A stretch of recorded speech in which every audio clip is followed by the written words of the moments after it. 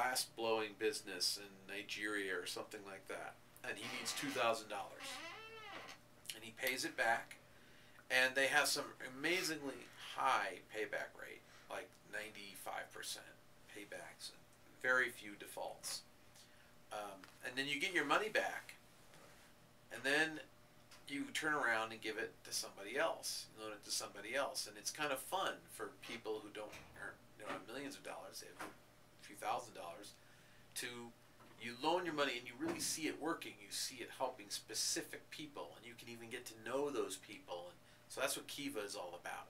That's an example of microcredit. Now, if we had microcredit systems on a wider scale working much better than they do now, then maybe there would be seen alternatives, to be an alternative to, I'll sell my kids. And that dries up one of the sources of the humans in human trafficking, right? Which makes it that it becomes more expensive for these guys to do what they do. Because one of the reasons why they're able to do what they do right now is because people are cheap. They're inexpensive. Yep.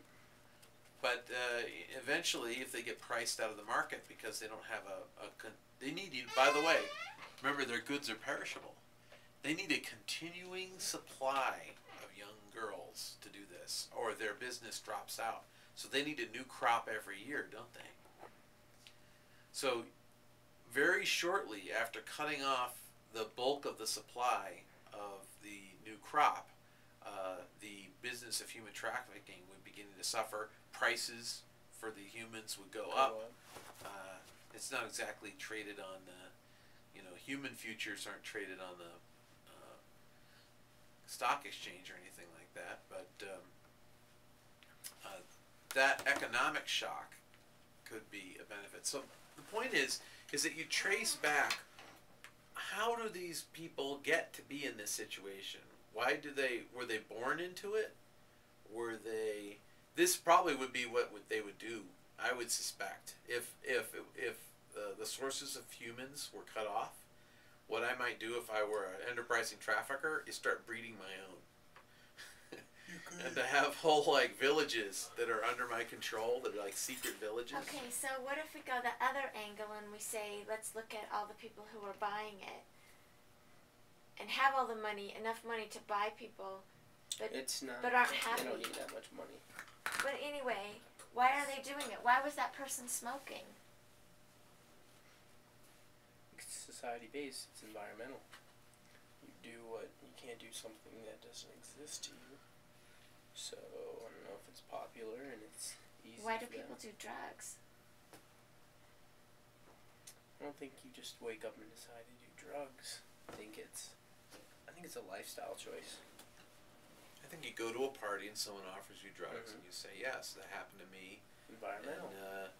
And I was at a party when I was 14, and somebody said, do you want to smoke this? And I had tried smoking before, and I just didn't like smoking at all. So when I was offered to smoke marijuana, I said, I don't like smoking.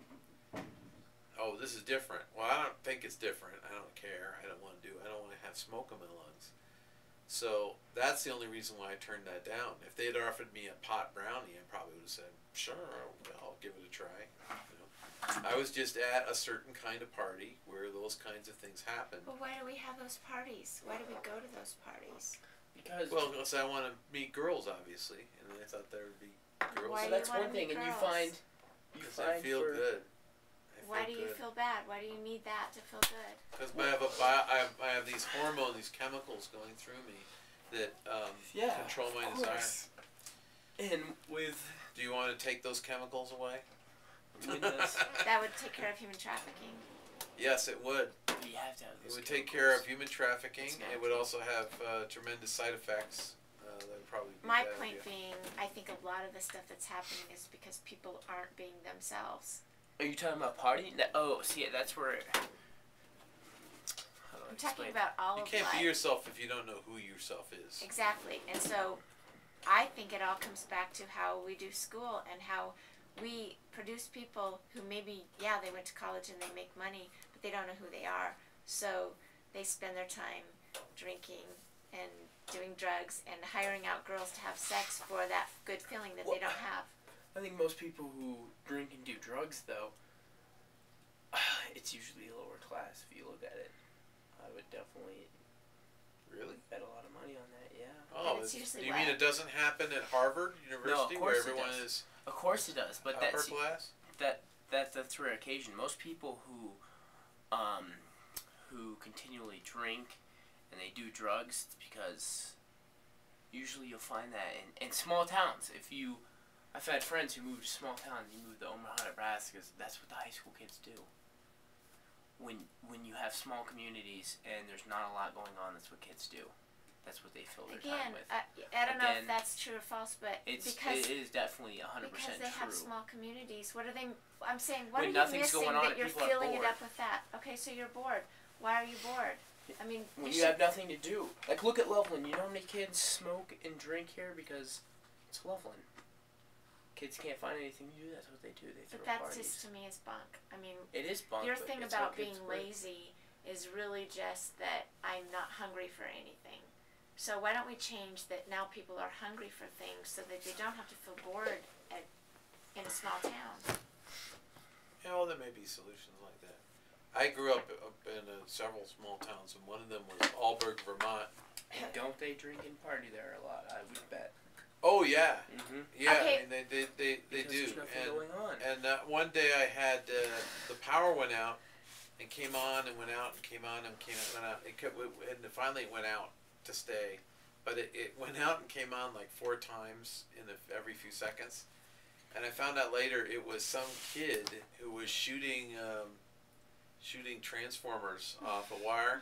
And then he made the power go out, and I guess he was just a bored kid. But that was the kind of thing that we have up in Alburg is people just shooting things. Because they just get bored and they start shooting things. There's very little to do. Of course, this before internet or even very few people had computers back then. So I guess you could have read a book. But yeah, if people are bored or they feel disengaged. But see, I think if you know yourself and you know your hunger, it doesn't matter what your environment I know, is. but that is a difficult long-term process. I know. But that's false. Because your environment is what makes you. You can't argue that. How you grow up in It has a big influence on you, but I don't think how you experience situations is what makes you as a person. Nothing else. How you experience or how you react to them? I'd say both.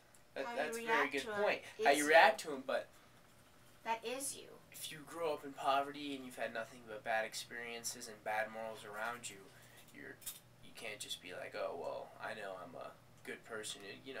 Most of these people who traffic or buy these traffickees are people who I agree. guarantee they don't know any better because that's their environment. It's like the people with the cops. You're just used to it. That's what it is. What it is.